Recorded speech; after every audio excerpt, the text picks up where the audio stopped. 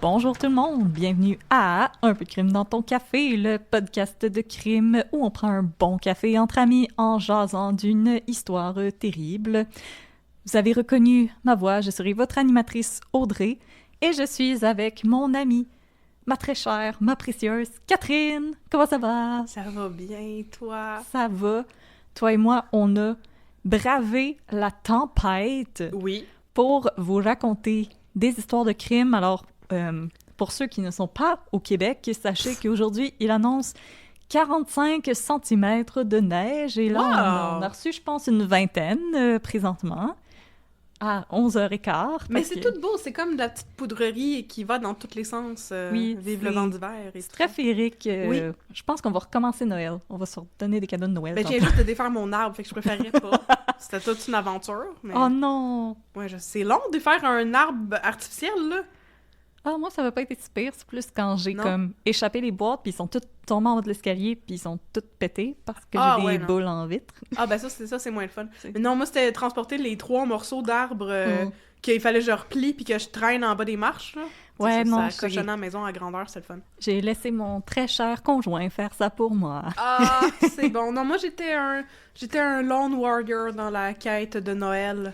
Parce qu'on n'a jamais été arbre de Noël, puis là, on s'est dit, avec les enfants, il faut faire la magie de Noël, fait que c'était mon cheval de bataille, là. Mon chum, il voulait rien savoir, fait que je l'ai tout fait tout seul, puis je l'ai tout démonté tout seul. Ah, Kevin était le Grinch. Il était pas mal le Grinch. Oui. Mais non, nous aussi, c'était notre premier sapin de Noël, parce qu'il y avait juste pas de place pour, si vous entendez des petits cris, c'est mon petit chat. Qui veut de l'attention. Comme moi. Alors, oui, c'était notre premier sapin de Noël. C'était ben le fun. Les chats ont été moins fous que ce que je pensais. Oui. Tu les sous-estimes. Ils sont intelligents. Quand même. Mais, alors c'est ça. Et aussi, on a été brunchés. Alors, on est pleine de patates. Et de café. Et d'énergie. Et d'énergie. Et de sauce hollandaise, je vais dire béchamel. Ouais. Mauvaise sauce. Non, et de sauce hollandaise. Et moi, je suis pleine de grippe aussi. Oui. Alors, j'ai une voix excellente. Une voix jazz, mais c'est parfait parce que ton cas, il se passe à l'époque du jazz. Non, en 1901, c'est comme avant l'époque du jazz. C'est très old-timey, c'est vieux, mon affaire. Je pensais qu'on était dans les années 20. Bon. Même pas! Ben, avant de dire plus de niaiseries, je vais vous recommander un café à mettre dans vos gueules en écoutant cette belle histoire de crime. Oui. Alors, le café que je vous recommande aujourd'hui, c'est un café qui a été donné à mon père, qui nous l'a donné à nous autres. Fait que mon père est comme le middleman. Oui. Excusez, mon chat vient de faire quelque chose de vraiment gracieux. C'est comme une ballerine. Oui. C'est comme les grands ballets canadiens, Colette. Oh mon Dieu, c'était donc un beau! Wow, hey! Maui, tu peux pouvoir couper ça. C'est incroyable, elle a tellement gracieusement sauté. Oui, c'est parce que... Oui. Il y a une boîte très haute à côté de la table où est-ce qu'on enregistre et mon chat a sauté dedans comme si c'était rien, mais tu sais, avec la position parfaite de renard. C'est très cute. Ça avait l'air d'un Bambi, là. Oui, oui. C'était comme... Non, Colette est très gracieuse. Albert, il est très maladroit. OK, là, t'as les zoomies. T'as des gros zoomies. Alors, le café que je vous recommande aujourd'hui, puisque le podcast n'est pas un médium visuel et vous ne voyez pas mon chat en train de faire des affaires cute. C'est vrai, j'ai oublié de nous filmer. Ah, c'est... Oh, ça s'en fout. Bon. Donc, c'est du café donné par un ami de ton père. Exactement. Qui est peut-être Éric Bruno. On sait pas, c'est un secret. Parce qu'Éric Bruno a déjà suivi des cours de pickleball avec ton père. Non, il a juste joué au pickleball sur le terrain à côté de mon père. C'est quasiment la même chose. C'est quasiment la même chose. Oui. Puis, mais mon père a déjà arbitré un match de pickleball pour Louis Morissette et Jean-Thomas Jobin. Non. Non, m'intéresse pas. Mais il a donné des cours de pickleball à Joe Cormier. Ça m'intéresse. Voilà.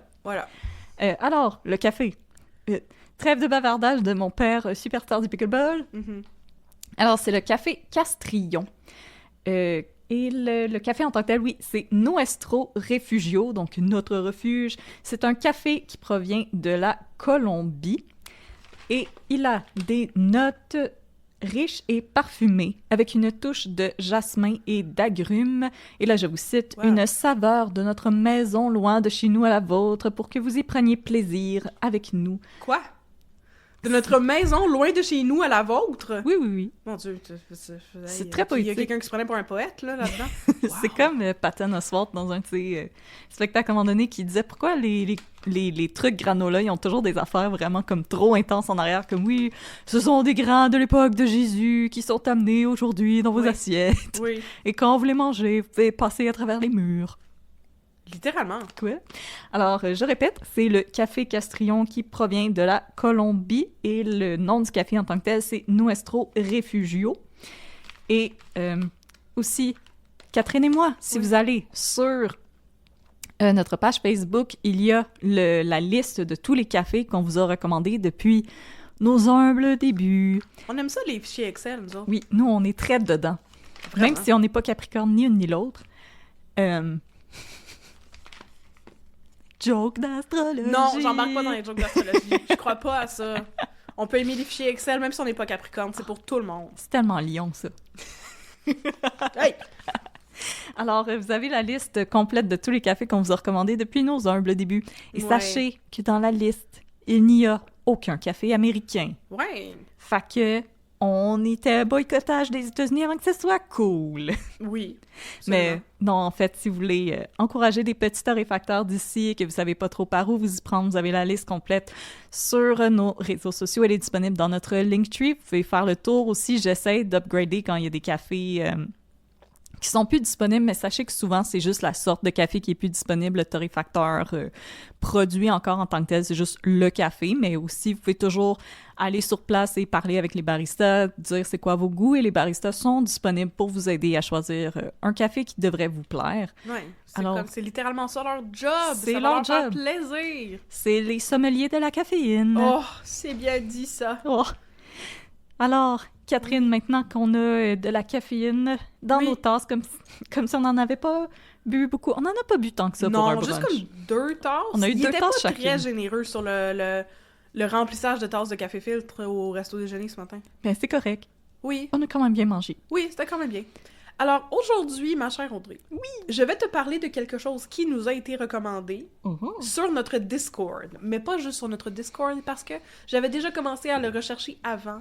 Et je m'étais dit, non, ça me tente pas de parler de ça. Et finalement, oui, ça m'a tenté de parler de tout ça. Circle back, circle back. Circle back. C'est une bonne vieille histoire de meurtre et mystère montréalais qui s'est déroulée en 1901 et qui met en scène la célébrissime famille Redpath de Montréal.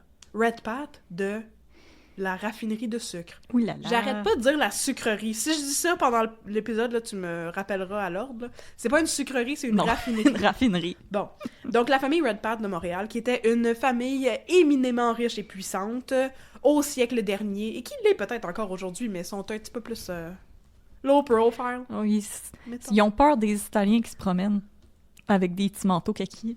Oui, des petits manteaux kaki? Des petits manteaux kaki avec un hoodie gris Oui. à vélo. Ah, à vélo.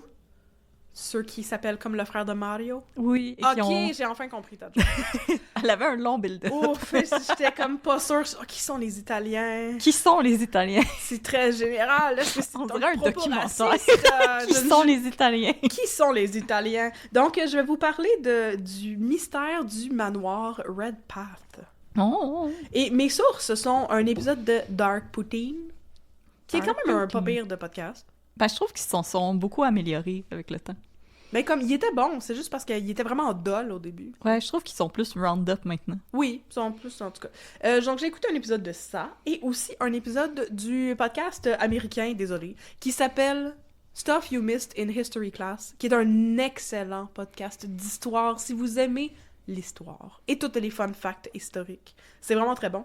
Il y avait un épisode là-dessus, et ma source principale, c'est un site qui a été monté par l'Université McGill qui s'appelle Canadian Mysteries, qui permet aux détectives amateurs à la maison de s'improviser détectives professionnels et d'explorer des mystères à travers des archives pour essayer de, justement, trouver la solution à l'énigme. Oh! Mais là, spoiler, il y a un mystère autour des meurtres du manoir Redpath.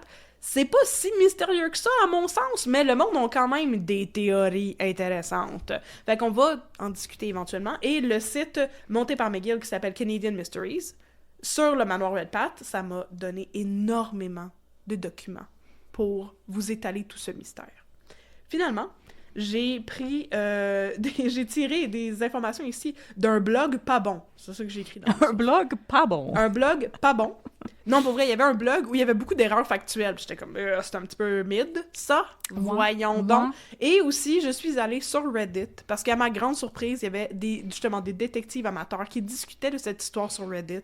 Apparemment, il n'y a rien qui est trop vieux ou trop plate ou trop montréalais pour intéresser les détectives amateurs de Reddit. Et le monde avait des opinions très tranchées sur la question. Oh, j'adore le côté très niche de Reddit. Là.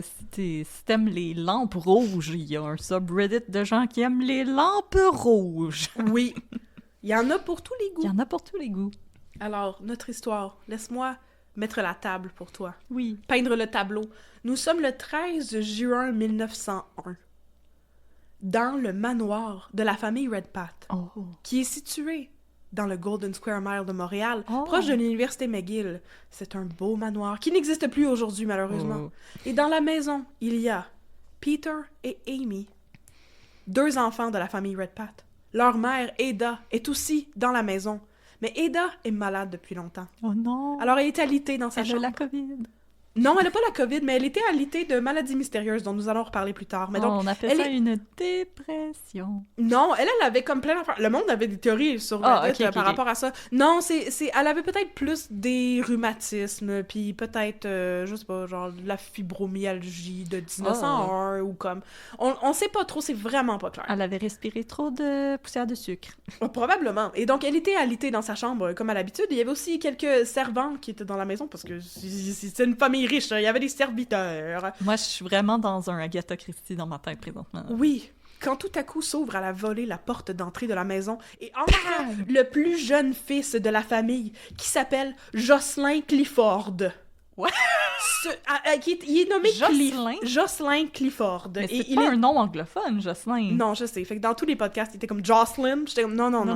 Ça, c'est un nom de madame. Ouais, voilà. Donc, Jocelyn Clifford, qui je vais référer à lui sous son 2e prénom, parce que c'est celui qui était le plus utilisé, Clifford. Oui, j'étais comme là, tu vas donner des idées à des mamans mormones. Jocelyn Clifford. Alors, Jocelyn Clifford, le plus jeune fils de la famille, 24 ans, et plein de beaux cheveux et toutes ses dents. Il entre dans la maison en panique et se rue à l'étage vers la chambre de sa mère.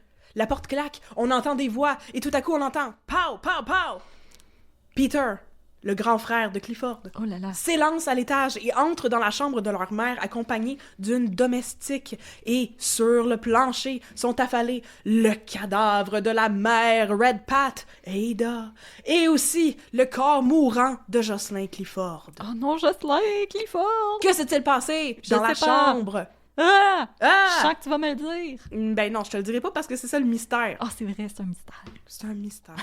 Try to keep up. Donc, il y a une personne morte, une personne qui va mourir très bientôt. Cette personne, c'est Jocelyn. Jocelyn va être amené à l'hôpital, mais va mourir. Soit dans le transport vers l'hôpital, soit à l'hôpital. Quoi qu'on sait pas s'il est vraiment allé à l'hôpital, ça fait partie du mystère. Mais au final, 2 personnes de l'éminente famille Red Pat sont mortes.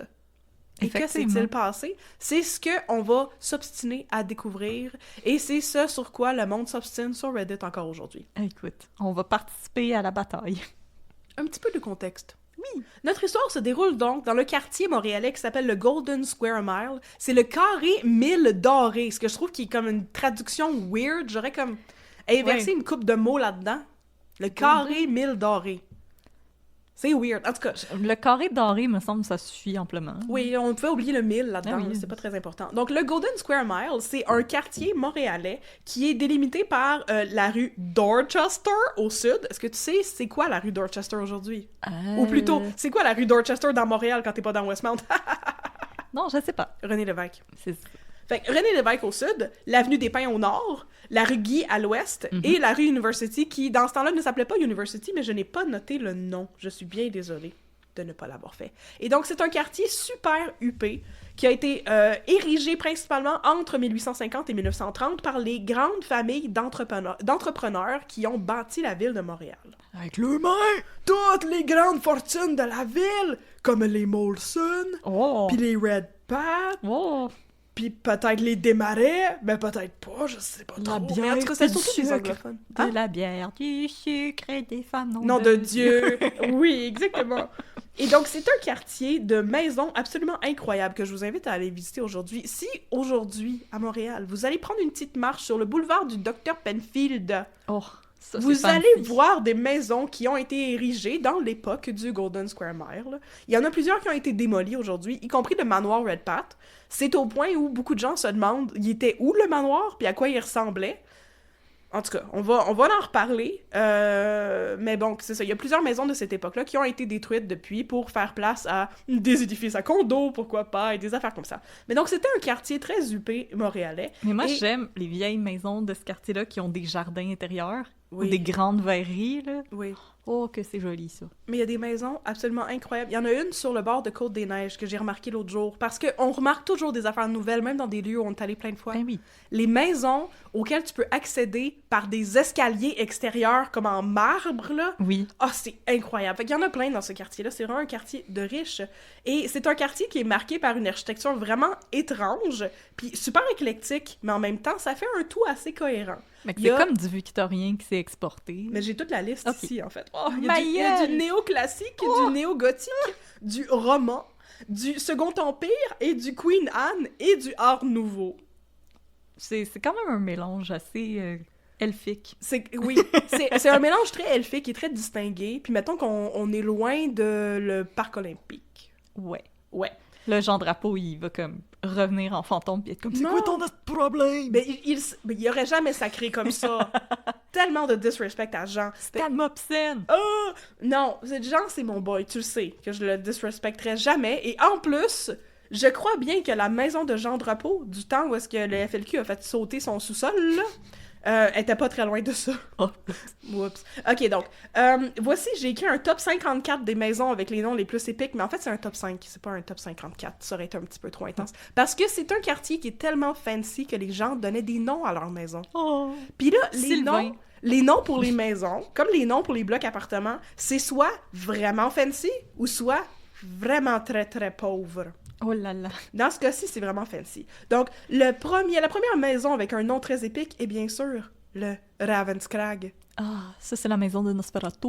C'est la maison de Nosferatu, mais c'est aussi la maison qui éventuellement est devenue un hôpital psychiatrique.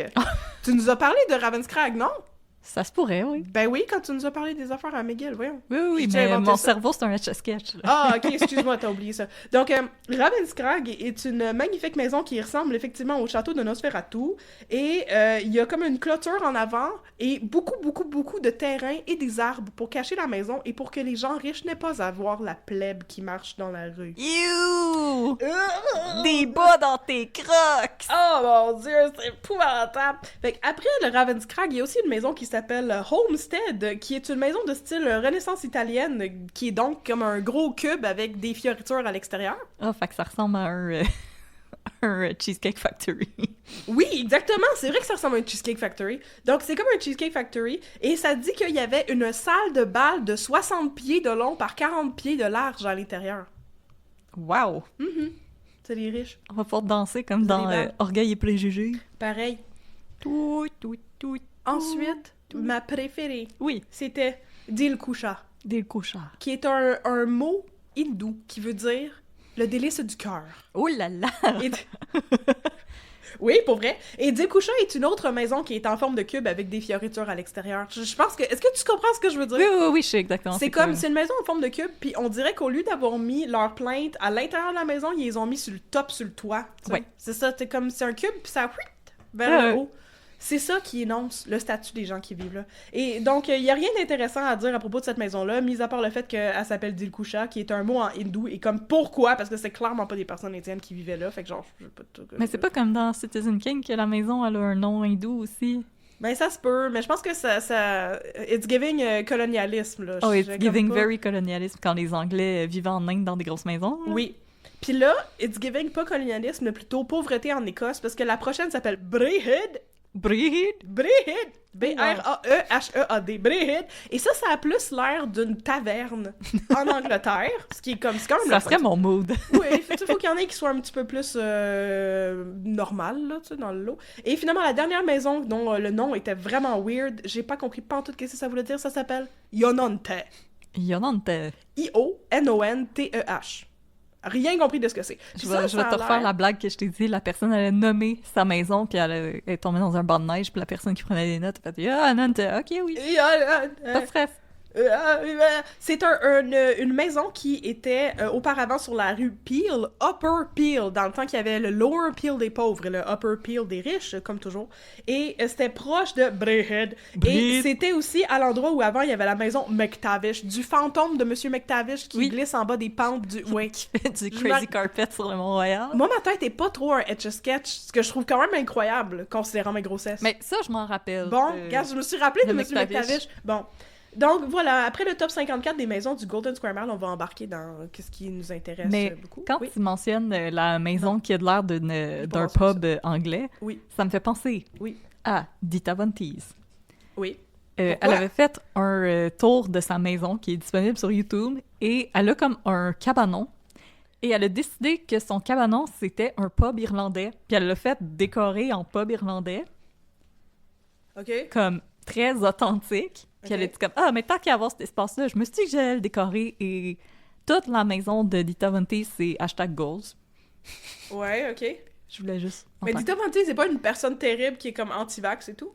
Non. Ah, j'étais sûre que oui. Je pense que ça mélange avec Kat Von D. 100%! C'est le Von. Ouais, c'est le Von. C'est le racisme des noms germanophones avec Von. Ah non, puis elle a, à côté de sa porte, elle a une chaîne avec son rouge à lèvres accroché après pour qu'elle puisse se mettre du rouge à lèvres avant de partir. Tu pratiques quand même ça? Fait que oui, je pense souvent. Voilà. Tu penses souvent à ça? Oui, si jamais vous entendez des bruits, il y a des déneigeurs qui commencent à passer dans la rue à côté de chez moi. Dans la tempête. Oui. Ils sont perdus dans la tempête. #Québec. Et donc, dans le Golden Square Mile, il y avait des grosses maisons du Saint-Tabarouette. Oui. Et il y avait aussi beaucoup de familles qui avaient des liens assez consanguins. Du style qui se mariaient toujours entre eux et fréquentaient les mêmes institutions éducatives, religieuses et sociales. Et un exemple de ça, c'est que moi, je vais vous parler justement d'une famille, d'un couple, John et Ada Redpath, qui ont eu plein d'enfants. Et Ada, c'est celle qui est morte au début de mon histoire, là, on s'en rappelle. Bon. Ben, la sœur de Ada s'est mariée avec le frère de John. Oh! Ouais, c'est des familles qui ont des liens très serrés. On dirait que je trouve ça weird. Je sais qu'il y a comme pas de... Oui, mais c'est weird pareil.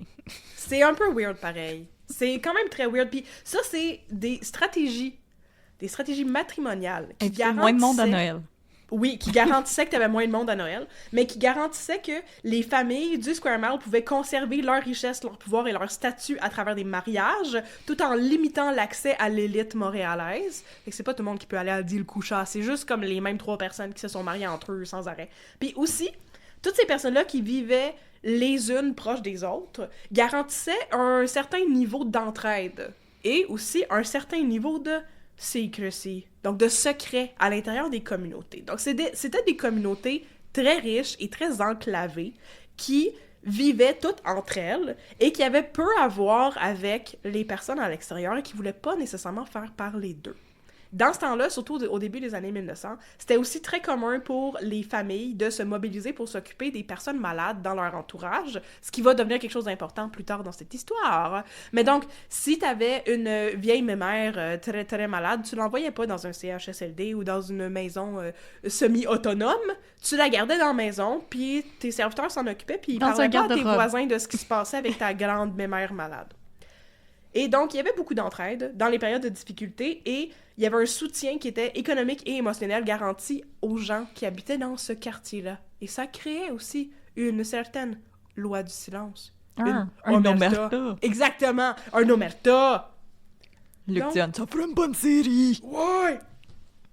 Alors, la famille dont je vais vous parler aujourd'hui, la famille Redpath, c'est une de ces familles très fancy qui habitait pas à Dilcoucha, mais plutôt dans le manoir Redpath. Oh. La famille Redpath avait une image publique soigneusement scénarisée. une image d'opulence et une image très aseptisée de leur monde. Donc, ils montraient juste les bons aspects, ils voulaient jamais faire parler d'eux de manière négative, et faisaient tout en leur pouvoir pour éviter qu'on parle d'eux en manière négative. Ah, chuch, chuch, chuch. Ah, chuch, chuch, chuch. Le patriarche de la famille s'appelait John James Redpath, et son père s'appelait John Redpath. Quand j'ai commencé à faire mes recherches, j'ai lu toute la vie de John Redpath, et j'ai ensuite compris que c'était pas de lui dont il était question dans cette histoire-là.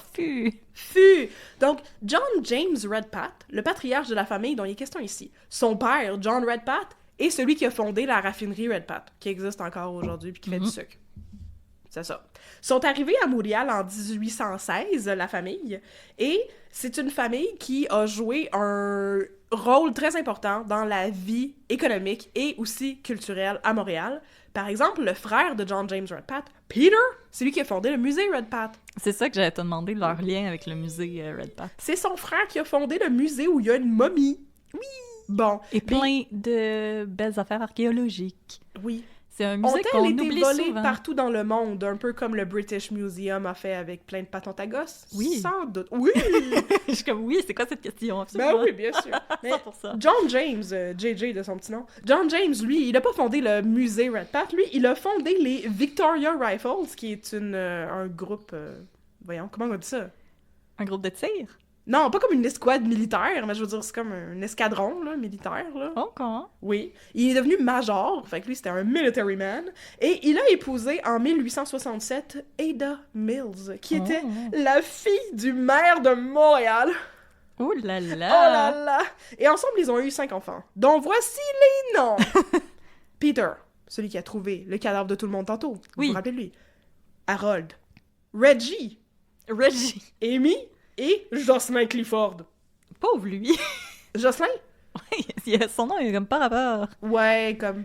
Reggie, c'est clairement le party guy. Non, mais il s'appelle John Reginald, là, Reggie. Là, il est comme... En tout cas, c'est quand même pas pire. C'est moi qui l'ai appelé Reggie. Je suis désolée. J'ai donné un petit surnom. Bon. Tu te sentais proche de lui. Le patriarche de la famille meurt en 1884. Puis là, par la suite, c'est les enfants qui vont s'occuper de leur mère. Parce que justement, dans ce temps-là, mais c'est ça qu'on faisait. La mère, Ada Maria Mills, la fille du maire de Montréal, est donc la fille d'un maire, qui a été maire pendant juste 1 an et qui est mort du typhus en s'occupant des malades pendant une épidémie de typhus. My God. What a man, what a man, what a very good man. C'est ça. Fait que son père était un maire absolument exemplaire, bien plus que Denis Coderre. How dare you! Je sais! Tu m'as un peu pris par surprise, j'étais comme... Tu t'attendais pas, c'est bon. Donc, Ada se marie avec John James en 1867 et elle a un contrat de mariage très spécial parce qu'elle aussi vient d'une famille très riche. Est-ce que tu t'es correct avec ça? Ouais, non, c'est parce que je me demandais s'il pogne la déneigeuse. Ah, c'est pas grave, ça. Le bip-bip-bip, c'est la déneigeuse. La déneigeuse. Donc, elle a un contrat de mariage très spécial, Amy, Ada, parce qu'elle vient d'une famille très riche.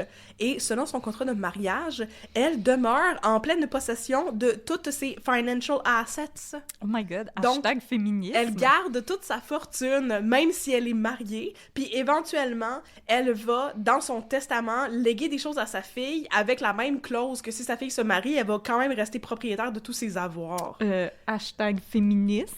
C'est très #féministe. Et c'est Ada, justement, qui va acheter, elle-même avec ses propres fonds, le manoir Redpath en 1870, dans lequel la famille va grandir. Une femme qui a acheté de la propriété. Une maudite grosse propriété. C'était gros, le manoir #féminisme avec un F majuscule. Très, très féministe. Wow! Ada, malgré son féminisme, a une santé chancelante. Ah, mais on peut être féministe et malade. C'est très correct. Oui. Sa santé est chancelante depuis longtemps, mais c'est très, très, très vague parce que, comme dans ce temps-là, la médecine n'était pas ce que c'est aujourd'hui. Ouais, ils ont-tu checké si elle avait trop de sang? Non, ils ont pas checké ça parce que c'était après qu'on laisse du sang sortir quand t'étais malade, mais c'était comme avant qu'on comprenne ce qui se passait dans le corps des gens. Donc, ils disaient qu'elle avait des ulcères des yeux, de la névralgie de la mâchoire, des problèmes de rhumatisme. Donc, elle avait des douleurs au niveau des jointures puis des articulations.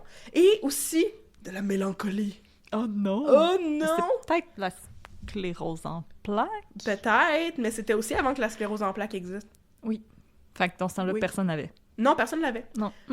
Le contexte de ça, c'est qu'on savait pas vraiment ce qu'elle avait, mais aussi elle avait pas vraiment de traitement, parce que dans ce temps-là, une des pensées qui dominait dans la sphère médicale, c'était ce qu'on appelait le nihilisme thérapeutique, qui était l'idée que les docteurs et les chirurgiens peuvent pas faire grand-chose pour guérir les maladies.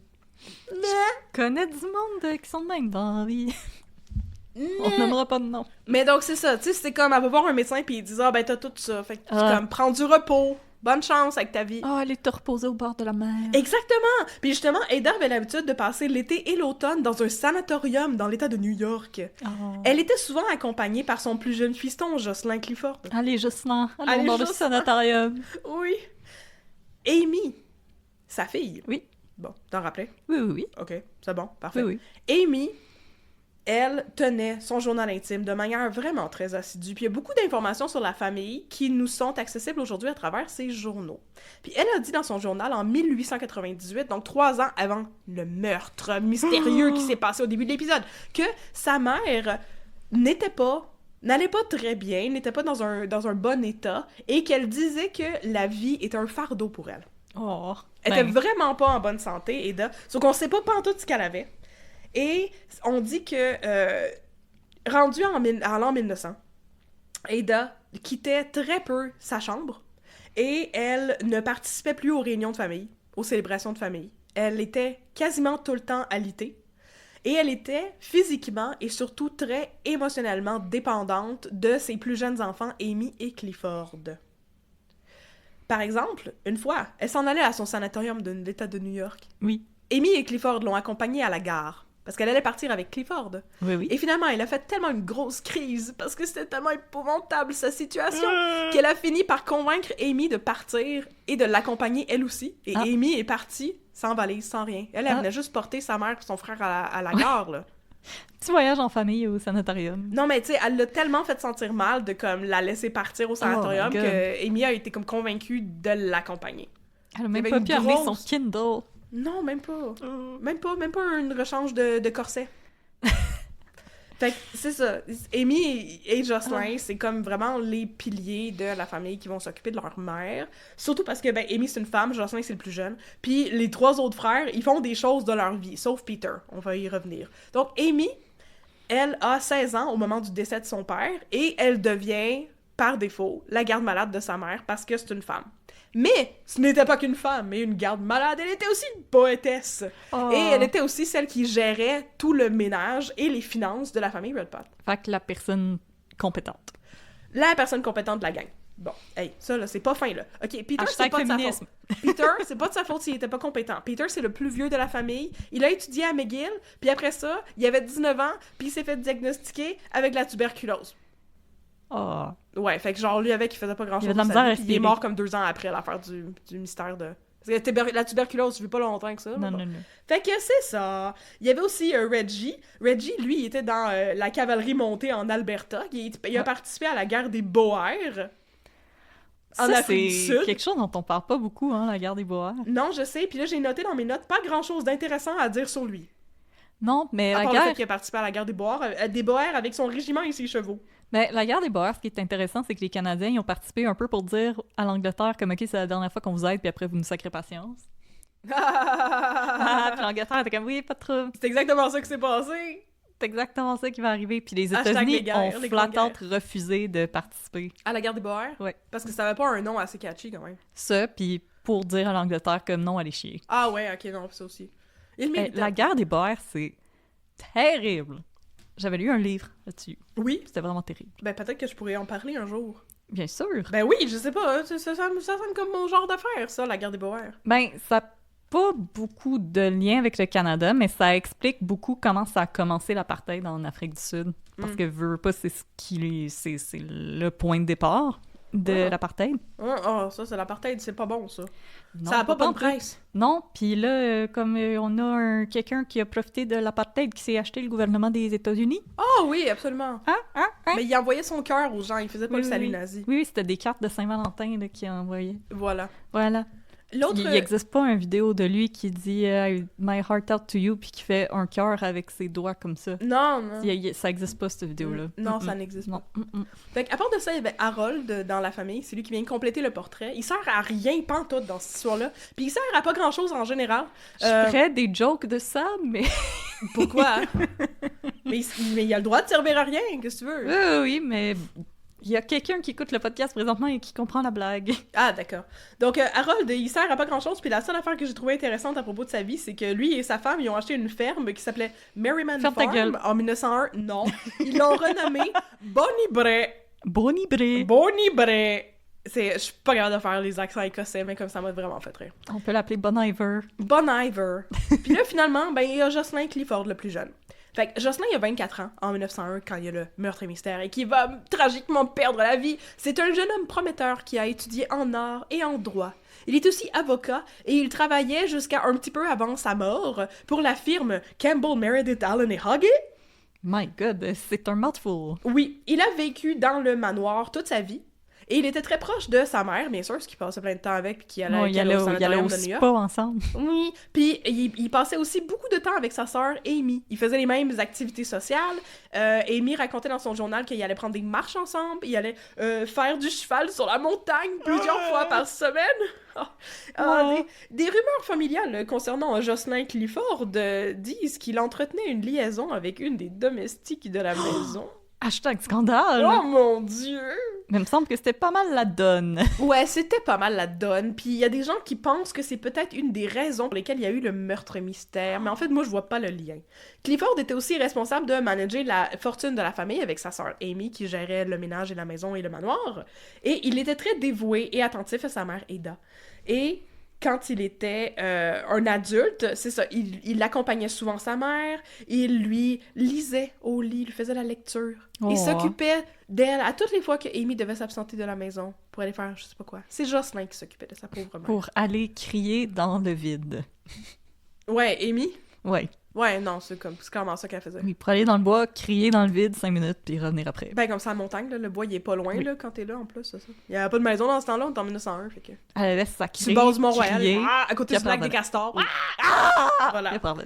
Donc, on est de retour au crime. C'est donc le 13 juin crime. 1901, autour de 18h, dans la maison familiale, et Peter voit son frère, Clifford, rentrer chez eux. Il dit... Il semblait malade et fatigué, travaillant dur pour préparer ses examens du barreau. Il est monté dans la chambre de notre mère, et quelques secondes plus tard, un coup de feu est entendu, suivi de 2 autres. Alors Peter court et défonce la porte, suivie d'une servante qui s'appelait Rosa Shallow. Ah, ça, c'est un beau nom. C'est un très beau nom. Et en entrant, j'espère que c'est elle qui avait une aventure avec Jocelyn Clifford.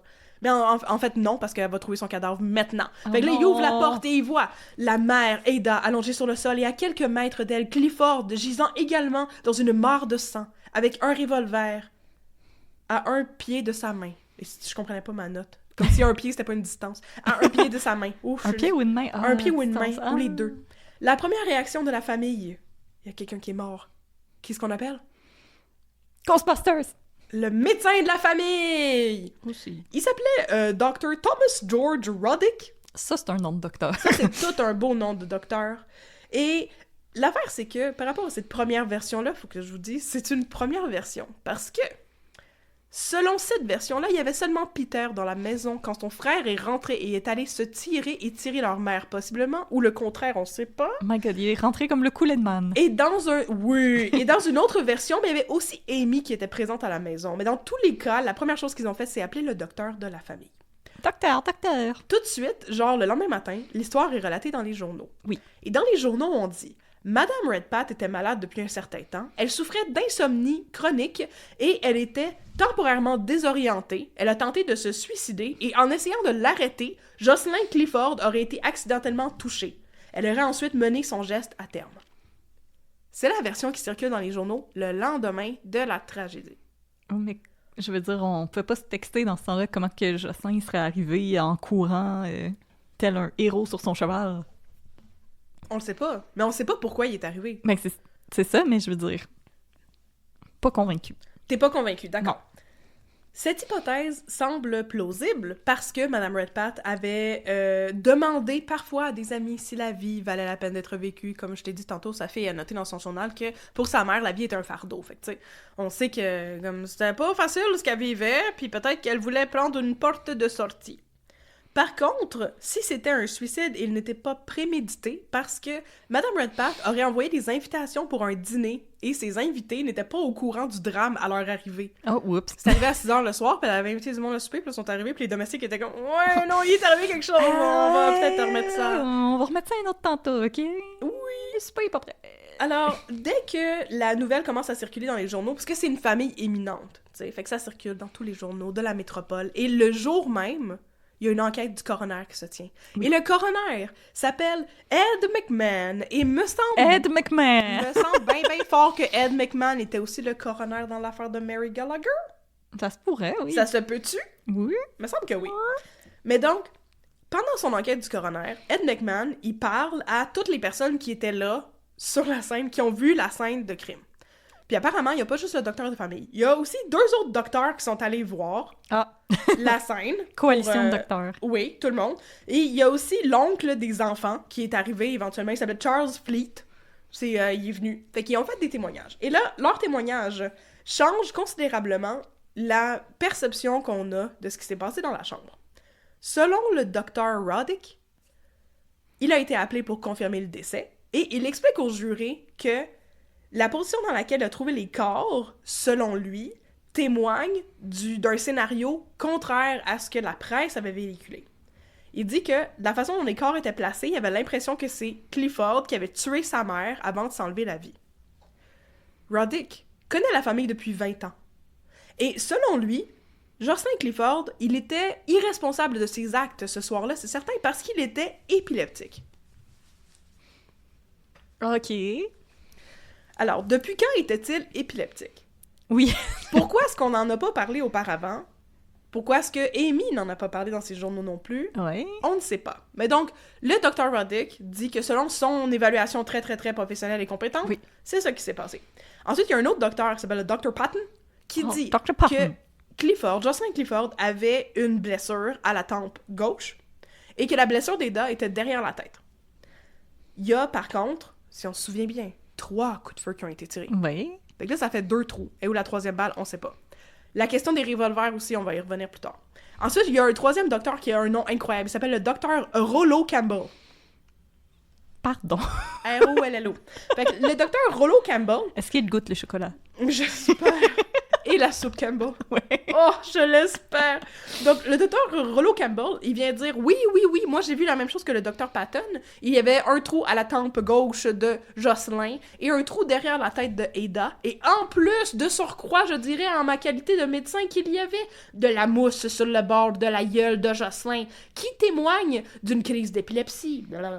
Il a tiré sa mère en faisant une crise d'épilepsie. Oui, en faisant une crise d'épilepsie, il n'était pas responsable de ce qu'il faisait.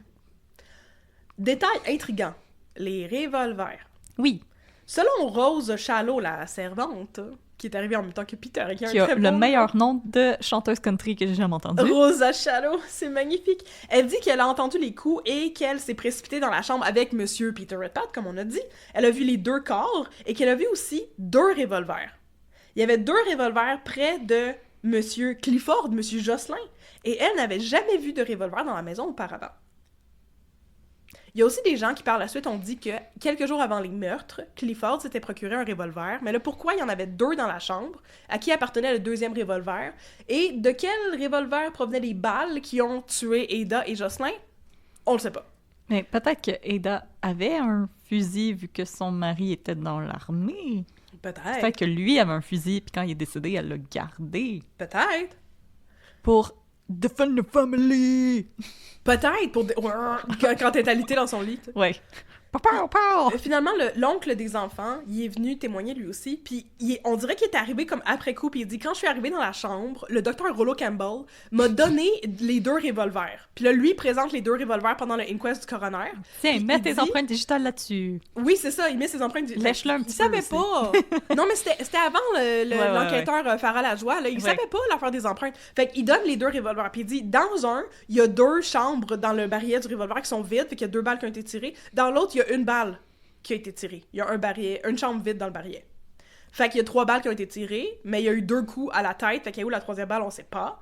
Lui, l'oncle, n'avait jamais vu ces revolvers-là non plus, et la conclusion de l'enquête, c'est « Ah, ben très évidemment, Jocelyn Clifford a fait une crise d'épilepsie et a tué sa mère, voilà. » Ça fait autant de sens que « Ah, il est autiste, c'est pourquoi il salue Adolf Hitler. » Donc cette histoire est pleine de grosses incohérences. Oui.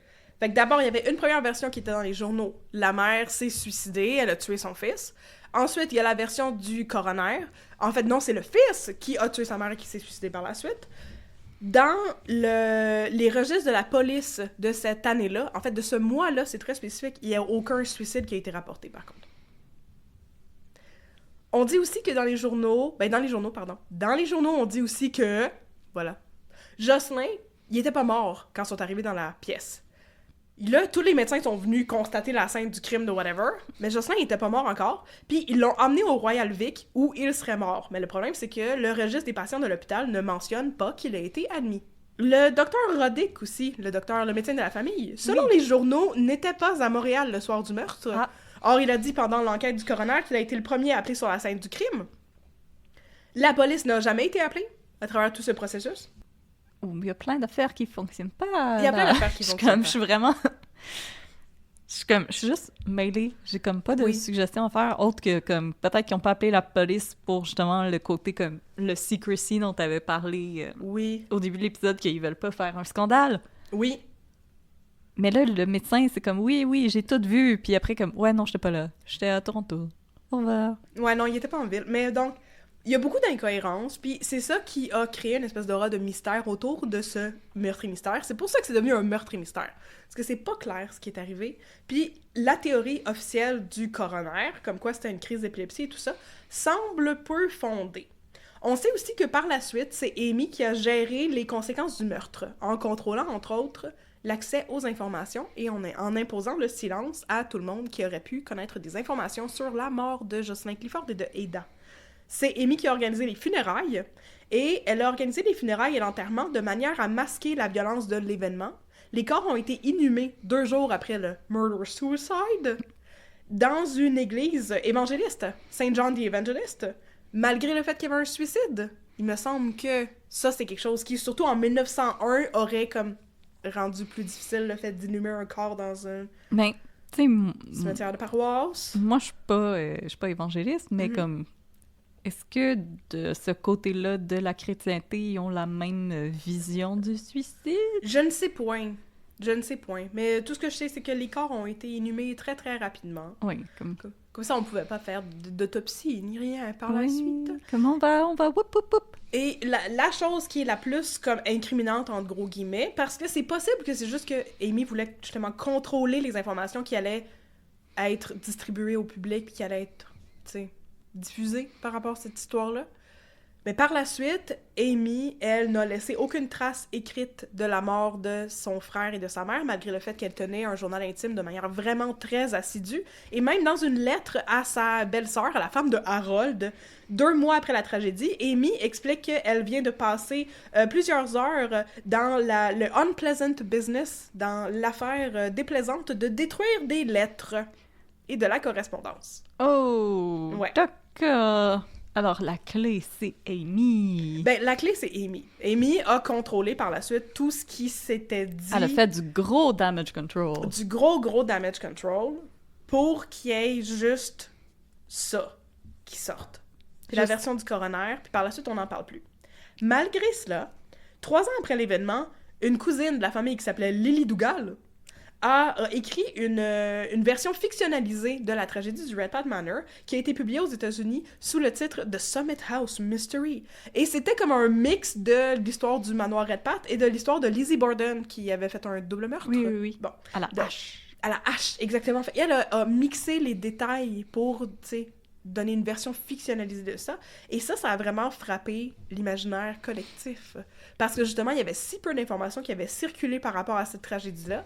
Puis là, tout à coup, on avait une version fictionnalisée. Fait que là, les gens se demandaient de plus en plus qu'est-ce qui est vrai là-dedans puis qu'est-ce qui a été inventé. Le mystère des balles Il persiste aussi. Pourquoi il y a eu 3 coups de feu, mais seulement 2 balles qui ont été trouvées? Il n'y avait pas de balistique, il n'y a personne qui a analysé les empreintes, il n'y a pas eu d'enquête non plus, et personne ne sait qui a tiré avec quel revolver et qui a tiré combien de balles. C'est vraiment louche, là. Un facteur qui est intéressant, c'est que Ada avait un testament pas mal cool.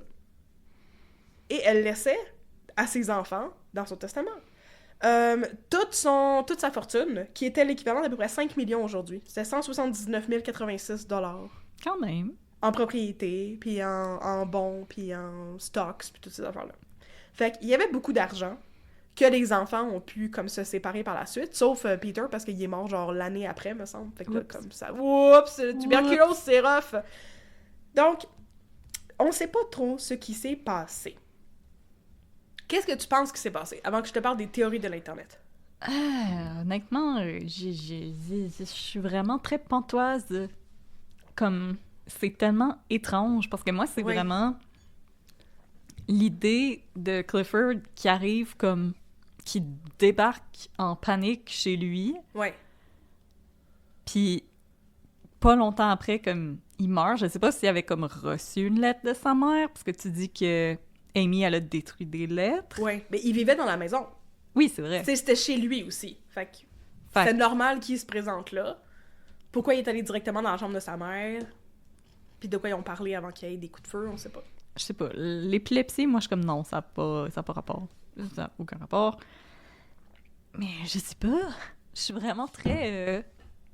Je sais pas, on dirait qu'il y a comme pas de théorie que j'arrive à faire dans ma tête, parce que chaque élément que t'as présenté les défait. Oui. Je suis comme, je sais pas, si on était dans Agatha Christie, il y a quelqu'un qui se serait déguisé en prêtre, qui serait tiré les deux, puis qui serait ressorti par un chemin secret en arrière d'un rideau. Oui. Mais selon moi, la 3e balle, peut-être qu'elle est comme sortie par une fenêtre ou quelque chose comme ça. Parce que je veux dire, dans ce temps-là, il était pas aussi habilité à chercher des choses comme ça. Ben non, puis surtout qu'il y a personne qui a eu accès à la scène du crime, entre gros guillemets, par la suite, puis qu'il n'y a pas eu d'enquête de police, fait qu'on sait pas si la 3e balle était juste logée dans un mur ou dans le matelas. Ou dans le matelas, c'est ça. On sait pas non plus, tu sais, les corps de Ada et de Jocelyn étaient par terre, puis elle était alitée habituellement. Fait qu'elle s'est levée de son lit, puis elle était par terre, elle était pas dans son lit, fait qu'il est pas arrivé dans la chambre, ben de toute façon, elle est morte d'une balle derrière la tête. Ben ça pour moi, c'est pas un suicide. Face dans son lit. Ouais. Fait que ça témoigne plus d'une... Je m'excuse, je trouve ce terme-là tellement violent, mais une exécution. Oui. Qu'elle aurait été exécutée par Jocelyn. Oui. Ouais. Mais comme, je saurais pas dire le motif, parce qu'il était dans le... Je veux dire, il était dans le testament, mais il vivait avec eux. Fait que j'imagine qu'il avait accès à l'argent. Oui. Puis en plus, il avait l'air d'être le préféré, parce qu'il l'accompagnait, puis tout ça. Fait que je pense pas qu'elle a menacé qu'elle allait le couper. Non, il était un jeune homme aussi très, très prometteur. Il venait juste de passer son barreau. Ben c'est ça, en plus, il étudiait, puis tout ça. Fait que... Oui. Puis je veux dire, avoir une aventure avec une domestique, je m'excuse, dans ce temps-là, il y avait tous des aventures avec leur domestique, là, on va se le dire, là. Comme... Avec qui d'autre tu vas aller coucher? Comme, allô, là, c'est le classique, là. Il y a une raison pour laquelle c'est un motif qui revient vraiment souvent dans les livres érotiques historiques, là. Ah ouais? Ah ouais. Ah, ok. Ah ouais. Il y a pas ça pantoute dans Downton Abbey, je suis sûre. Non. C'est jamais arrivé dans Downton Abbey. Non. C'était toujours consensuel. 100%. Mais je sais même pas de quoi il avait l'air Clifford, en plus. J'ai vu des photos des autres, mais comme j'ai aucune idée de quoi il avait l'air Clifford.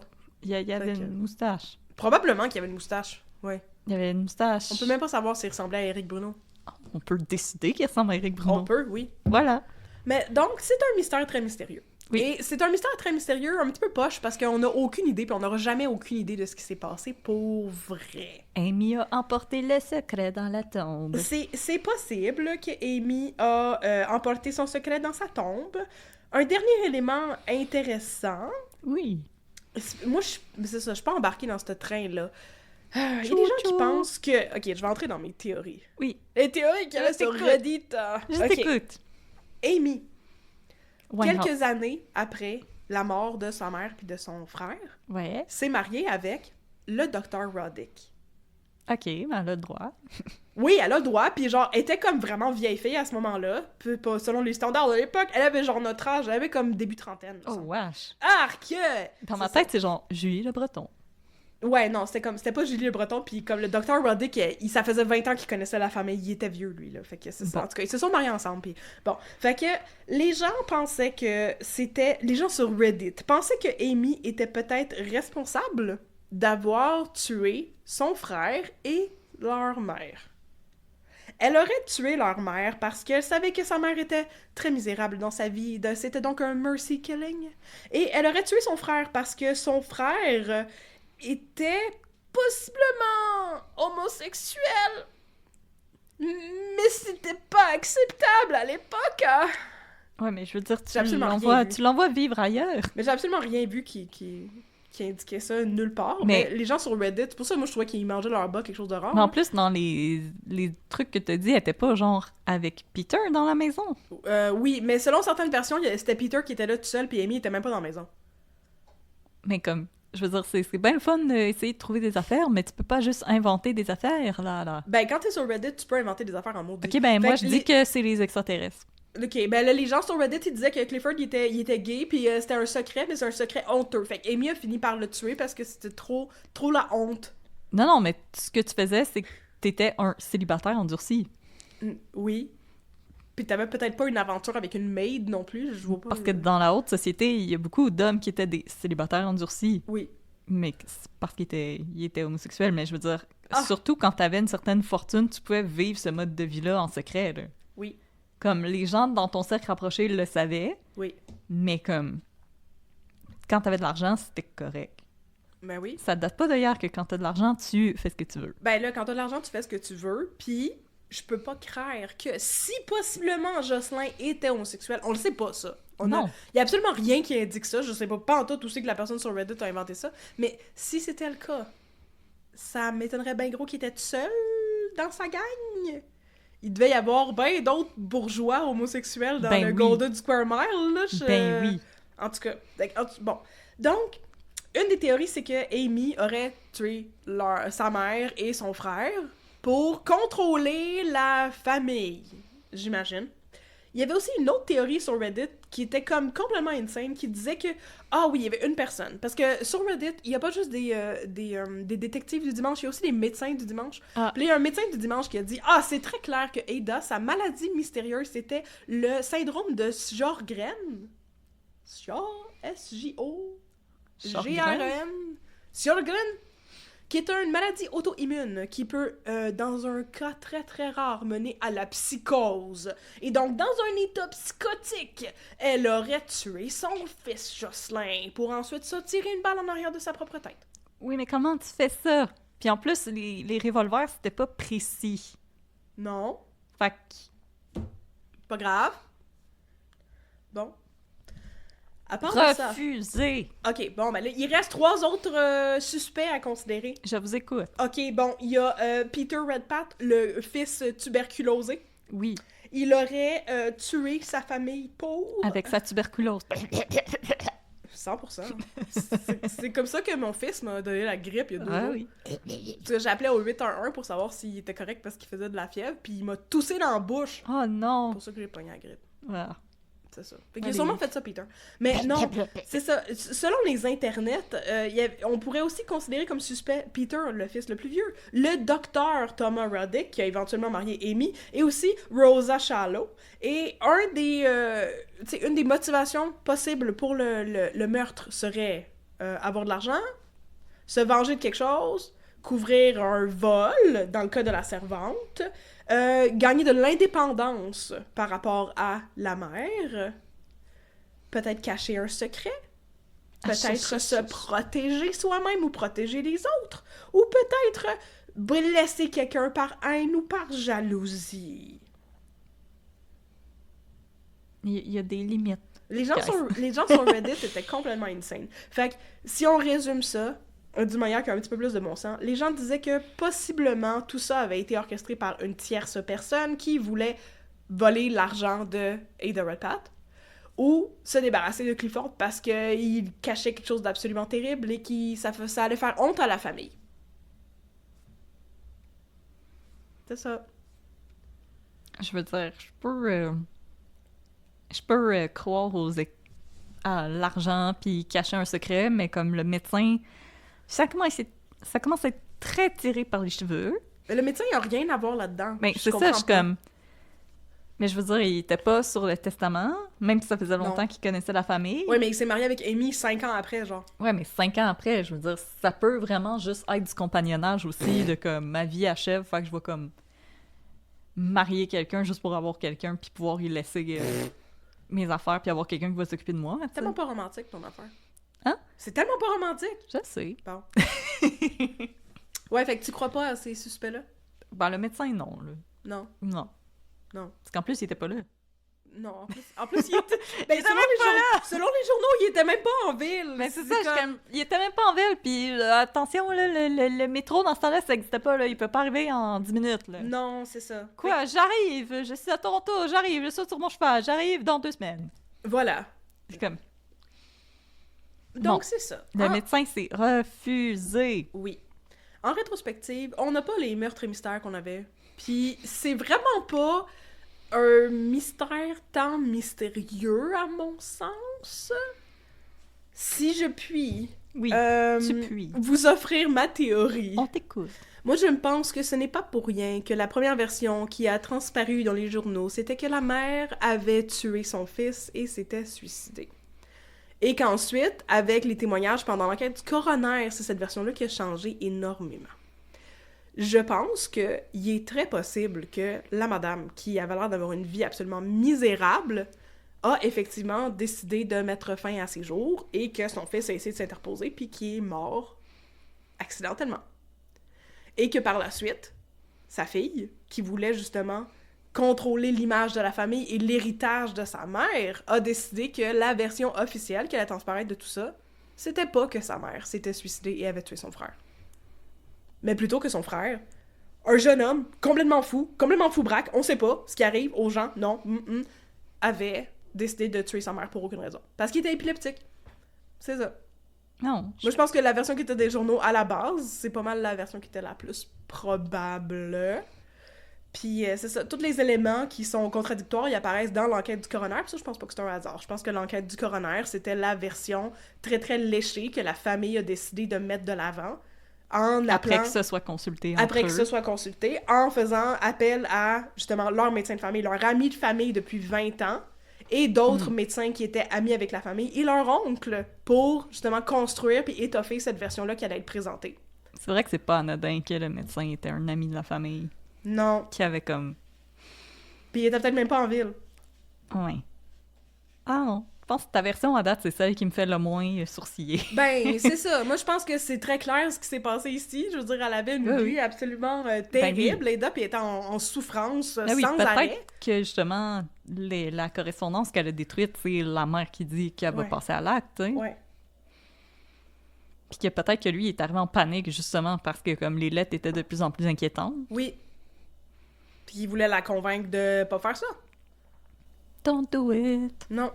Je pense que c'est pas pour rien, justement, que il était pas mort sur le coup puis qu'il a été transporté à l'hôpital puis tout Parce ça. que c'est un accident. Parce que c'est un accident, ouais. Mais pourquoi le trou d'entrée sur sa mère, par contre, c'est en arrière de la tête? Moi, je pense pas que c'est vrai. Ah, Ben, il y a pas eu d'enquête de la police! C'est les docteurs qui ont dit ça pendant l'enquête du coroner. Oh. La police est jamais venue voir ce qui s'était passé sur la scène de crime. Ouais, puis dans ce temps-là, c'était pas... Moi, je pense qu'il y a bien des chances que c'était le contraire. Blessure sur la tempe pour Ada, Ben oui. puis blessure derrière la tête pour Jocelyn. Oui, comme en struggle, puis... Oui. Ouais, non. Je pense que ta version fait le plus de sens. Ben, c'est ça. Fait que Putain. moi, je lisais tout ça, puis j'étais comme, ben, il me semble que la vraie explication, tu sais, c'est ça l'affaire. Ben, Quand il y a des Occam's mystères- Razor. Occam's Razor, Oui. c'est toujours l'affaire la plus simple, puis ta version, à date, c'est la moins foubraque. Ben, c'est ça. C'est celle qui fait du sens. Mais c'est parce que c'est intéressant, tu sais, ces affaires-là, on voit à quel point c'est comme le mystère de qui a tué John Benet Ramsey, tu sais, c'est tellement le fun d'aller à la spéculation grandiose puis de se dire, oh mon Dieu, c'est un complot international de tout le monde qui a cover-up telle affaire, pis oh là, mais souvent, l'explication est beaucoup plus banale, puis ça fait beaucoup moins... C'est beaucoup moins accrocheur. Ouais, c'est moins sexy. C'est moins sexy. Là, je pense que Ben, c'est c'est juste, ça, Amy a voulu couvrir la honte du suicide. du suicide. Parce que, comme, honnêtement, ça, je pense que c'était pire que d'avoir une personne homosexuelle ou d'avoir une Oui. personne qui avait une aventure avec un domestique. Ouais. Parce que ça aurait été comme, oui, nous aussi, oui, nous avec. Oui. Tu sais, Ben mon oui. oncle, célibataire en dur, c'est ça. Ouais. Puis ouais, cet enfant-là, là, qui ressemble pas pantoute à son père, ouais, Mhm. c'est parce que, ouais. C'est parce que, ouais. Parce que, ouais. Mais c'est parce que, t'imagines-tu, sérieux, là, il y a aussi, tu sais, toute l'affaire que c'est une société qui est vraiment insulaire. Tu sais, n'importe quoi de ça sort dans les journaux. OK? Ouais. Clifford couchait avec une servante, Clifford est homosexuel. Le peuple, il s'en sacre. Complètement. Tout le monde s'en sacre, puis tous ces gens-là, c'est pas des gens qui sont en politique, c'est pas des gens qui ont besoin de, tu sais, de protéger leur image à ce point-là, c'est des gens qui ont besoin de protéger leur image parce que ils sont à la tête d'une grosse fortune. Amy était elle détenait la majorité des parts dans les raffineries Red Pat, là, à ce moment-là. Donc, ils sont à la tête d'une grosse fortune, puis c'est des gens d'affaires. C'est pas des personnalités publiques, on s'en sacre si Clifford était gay ou s'il avait couché avec une servante, tu sais. Mais par exemple, le stigma associé au suicide, ça, c'est quand même quelque chose qui est gros. Puis c'est quelque chose qui est gros même à l'intérieur de leur société à eux. C'est quand même une honte dans leur société de personnes riches et très enclavées. Non, c'est ça qui fait du sens. Ben, moi, je trouve que c'est ça qui fait du sens. Fait Ben qu'au oui. final, j'étais comme un peu point. Tout le monde le présente comme un grand mystère. C'est incroyable. Personne pourra jamais comprendre ce qui s'est passé. Mais je pense que c'est probablement ça qui est arrivé.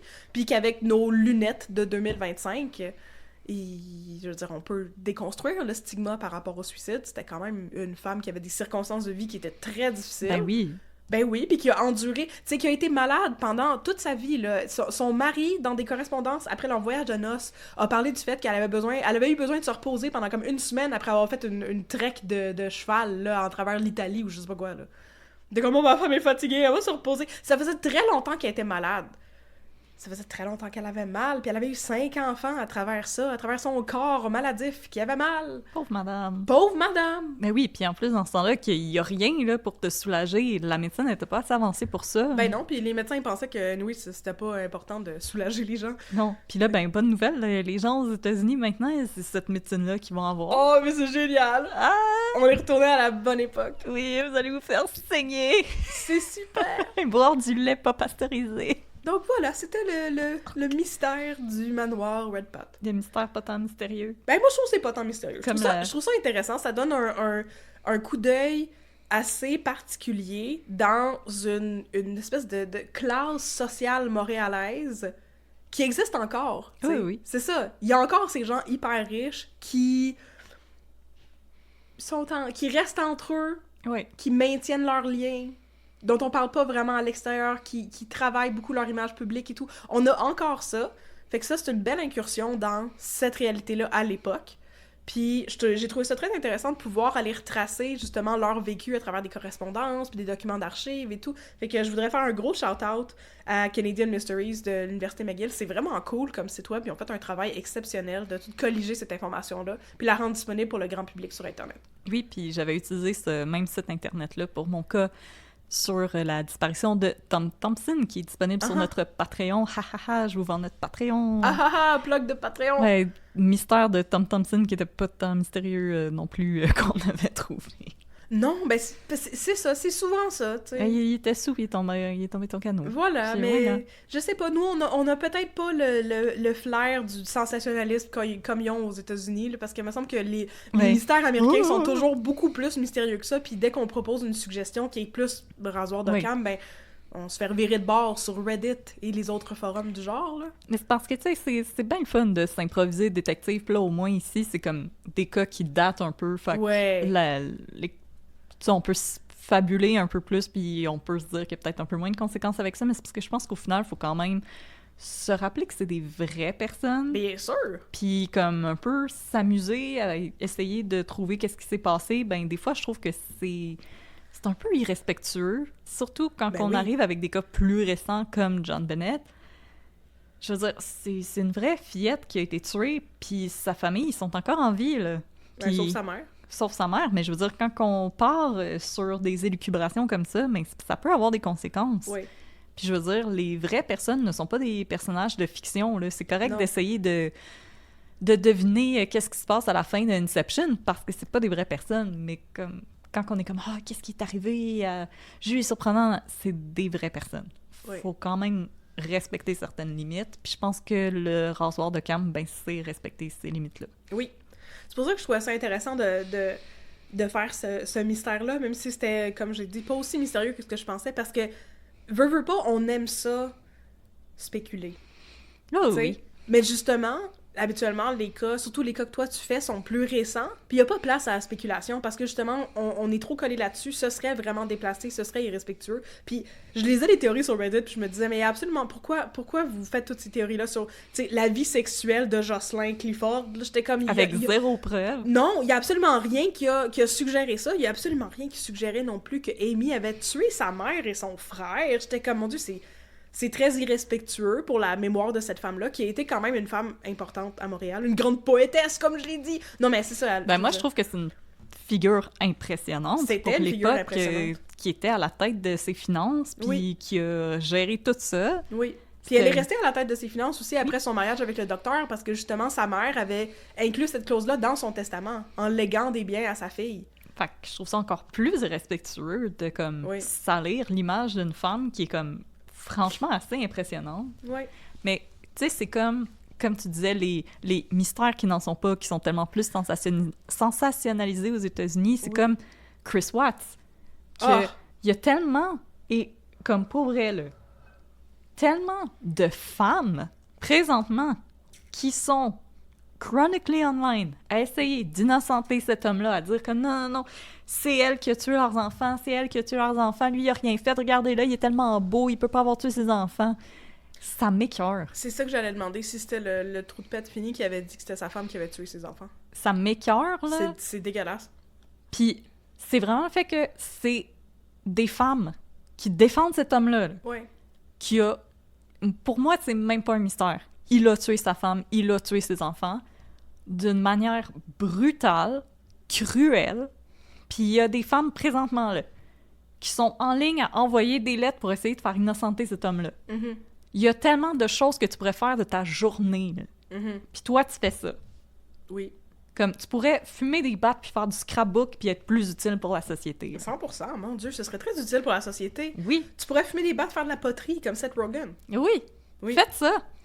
Vraiment. Faites des bongs en poterie. Mais ça, c'est... Tu sais, je veux pas dropper des statistiques downer qui vont faire fâcher les gens, là, mais les personnes qui tuent leur famille, là, les family annihilators, Oui. 98% des hommes. Oui. C'est ça. Excusez, je pense pas que l'histoire de Chris Watts tombait dans le 2%, surtout pas parce qu'il y avait un historique d'adultère, il voulait quitter sa femme, il était pas capable. Non, c'était un grand enfant narcissique. Oui. Puis elle était enceinte quand elle est décédée aussi. oui. En tout cas, non. Non, c'est ça. Faites d'autres choses de vos journées. Fait que voilà, c'était un beau mystère. Oui, merci. C'est super intéressant. Merci! Allez regarder les jolies maisons, allez vous promener. C'est très beau. Puis finalement, À Montréal. j'avais pas d'autres notes sur le manoir Red Path, mais je sais que le manoir n'est plus des nôtres. Oh, Il n'est plus plus des des nôtres. nôtres. il n'a ne pas boira bu plus son sa verre bière comme les les autres. autres. Mais non, c'est ça, ça a été détruit, puis maintenant c'est une tour à condo, pour vrai. Puis je n'ai pas noté l'adresse, je suis vraiment désolée, mais je vais pouvoir le checker, parce qu'il y a des photos quand même qui existent, des vieilles photos du vieux temps, sur Internet, de ce manoir-là. Mais c'est ça, de nos jours, c'est une belle tour à condo dans le coin du ghetto de McGill, fait que c'est super. Ouais, c'est Ils sont génial. toutes millennial grey.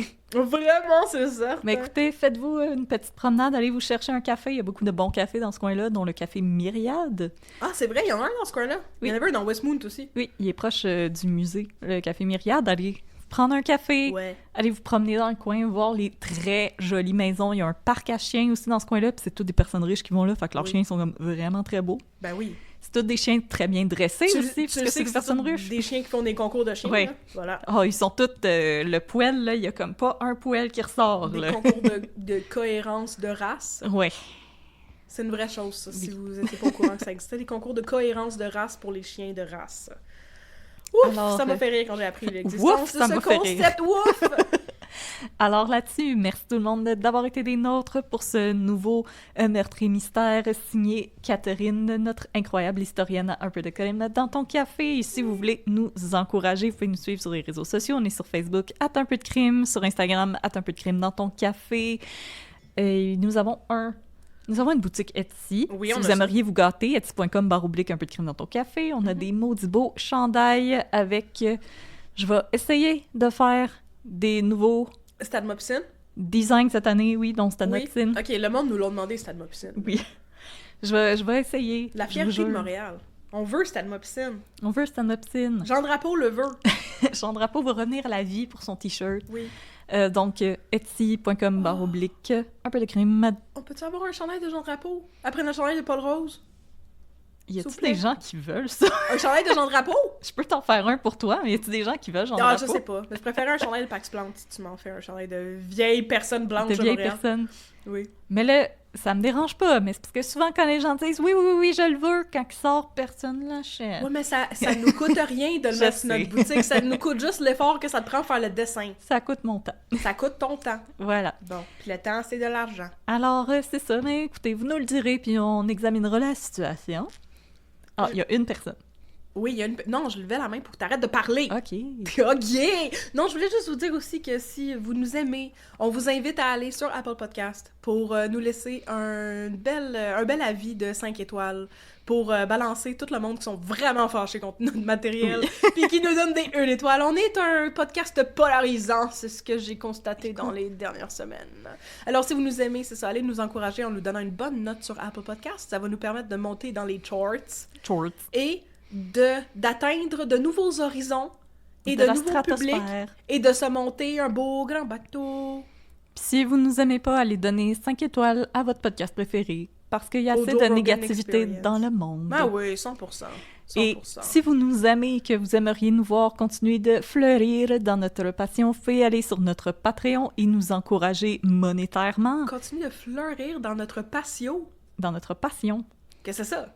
Passion. Ben oui, dans notre... Mais c'est quoi cette expression-là, fleurir dans notre passion? Il y a juste toi ici qui peux faire de la poésie. Ah, excusez. J'étais comme, c'est quoi cette expression-là? Si vous voulez continuer à fleurir sur notre passion aussi, ça serait très, Non, notre très apprécié. passion. Ah, pardon, oui, ok. Oui, venez sur notre Patreon et sur notre Discord. Mais pas mon patio, de toute façon, bonne chance. Il y a de la neige, là. Oui, il y a de la présentement. neige en tabarouiche. Oui. Alors, Tabarouiche. en tabarouiche, ouais, j'ai voulu dire toutes les sacres en même temps. C'est super. Là, il y a des Français qui sont comme « Tabarouiche, j'ai jamais entendu! Oh, oh, oh. Je vais le noter dans mon petit glossaire des expressions québécoises. Oh, oh, oh. Les gens aiment ça quand je fais les accents français. Oui, Not! Donnez-nous 5 étoiles, s'il vous plaît, puis après... Ah ouais, putain de merde! Ah ouais, putain, on arrive sur Montréal!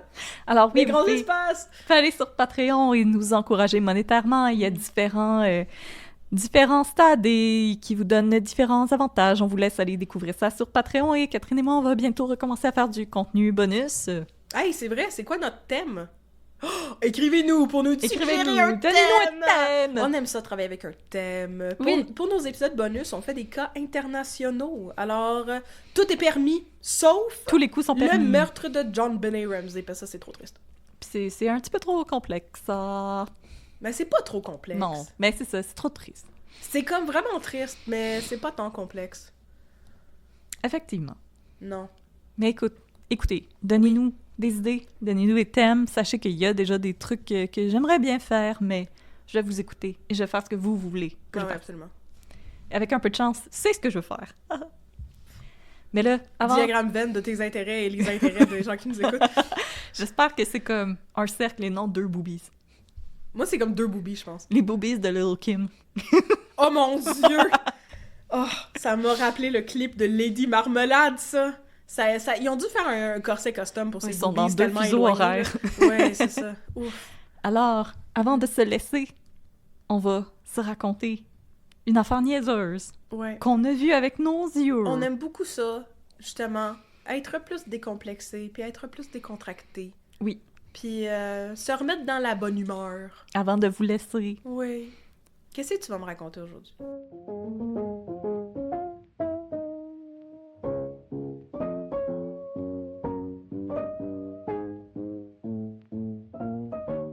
C'est des films qui n'ont pas de style bon sens. Oh! Des films qui ont pas de style bon sens! Oui.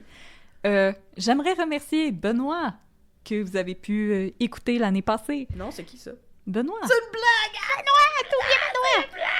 Je m'en rappelle! J'aimerais remercier Benoît qui a ramené ce film dans ma tête que ma tête avait essayé d'oublier. Oui. Comme un chat pousse une affaire en bas d'une table. Oui. Et là, il me l'a remis dans la tête, puis j'ai fait comme « Ah, c'est ce petit film-là! » C'est quoi? Alors, j'aimerais te raconter les débuts directoriaux de Glenn Danzig, qui était Qui c'est ça? le premier chanteur des Misfits. Ah oui, ok. Et ensuite, il est devenu le chanteur de Samhain. Et ensuite, il est devenu le chanteur de Danzig. Aucune idée ce que sont ces choses et je n'ai jamais écouté les Misfits. Alors, oui, Catherine m'a dit tantôt, j'ai jamais écouté les Misfits. Non, je sais pas comment il sonne, Glenn Danzig. Et j'étais comme, imagine Elvis qui chante du punk. Et Catherine était encore plus dubitative. Je pense souvent à Elvis. Mais là, imagine-le, Voilà, mais jusque- avec des... Statement. Je pense souvent à Elvis. Imagine-le Oui. comme full musclé, avec Ouais. les cheveux de Tommy Wiseau, puis un tatou de tête de mort. Puis Ça tout en ressemble pas à cuir Elvis, noir. ça, dans ma tête. Ok. Alors, oui, les débuts directoriaux de Glenn Danzig. Ok, qu'est-ce qu'il a fait? Ça s'appelle Verotica. C'est le mélange de violence et de erotica. Verotica. Verotica. Verotica. Verotica. Parce qu'avant, Comment il y a... t'es censé savoir que le V, ça veut dire violence? Il y a juste une lettre du mot, ça pourrait être C'est pas le Valérie. C'est pas le meilleur porte-manteau ever. Non, vraiment pas. Mais c'est parce que Glenn Danzig avait une collection de comic books Oui. de violence et d'érotisme qui s'appelait Verotic. Fait que là, c'est Verotica. Catherine est complètement dubitative. Je suis pas très impressionnée par la créativité du titre, puis ça augure mal pour ses débuts directoriaux, me semble. On parle d'un homme obsédé par des gros totons refaits, là. On va y donner une Ah, chance. comme les totons de l'île Kim. Oui, des gros totons refaits. Petite Kim. Petite Kim avec des gros totons Petite refaits. Kim et gros totons. Voilà. Oui. Oui. Alors, le film, en Ouais. fait, se divise en 3 courts-métrages Ah, boy, Qui ça, c'est sont- bon, ça. qui sont reliés par une animatrice un peu à la Elvira ou Vampira, qui s'appelle... Oh my god, comment qu'elle s'appelle déjà? Maleficia... Non, en tout cas, nom très cliché de fille avec une perruque noire puis des gros totons refaits. Générateur de noms de vampires érotiques. Oui, exactement. Ok. Maleficia. Puis là, elle présente les films. Maleficia. Mal- Elle Alors, présente les films. oui. Dans ce film, il y a une animatrice qui présente les films. Non, mais c'est pas, c'est 3 courts-métrages qui font comme 1,90 minutes, fait que chaque dure comme 25 minutes. Mais c'est quoi le principe? Pourquoi? Pour avoir un fil conducteur. Pourquoi t'as pas fait une mini-série de 3 épisodes de 25 minutes de fucking Glenn Padantagos? Oh my god, laisse-le faire! Ok, Puis là, je tiens à dire qu'il y a des gens qui ont comparé ce film à The Room, et je trouve ça insultant pour The Room. C'est pour ça que tu parlais de Tommy Wiseau. Oui. You tear me apart, Lisa! Mais je vais juste vous raconter le premier des 3 courts-métrages parce que si un jour vous voulez faire une soirée de mauvais films avec vos amis, je vous le recommande comme moyen parce que le premier, vous allez vraiment rire puis faire un drinking game.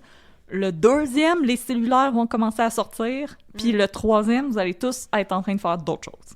Vous allez tous être en train de faire une compétition de genre Candy Crush en réseau, genre. Exactement. Nice. Parce que le Ça se troisième... fait-tu, ça? Peut-être. Alors, le premier s'intitule L'araignée de Tagette. Oui, c'est en français. Non, je sais pas pourquoi. Parce que ça a été filmé aux États-Unis avec des actrices américains.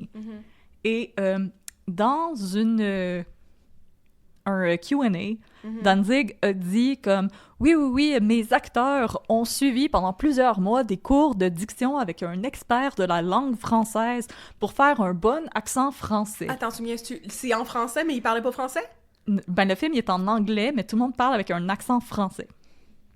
Quoi?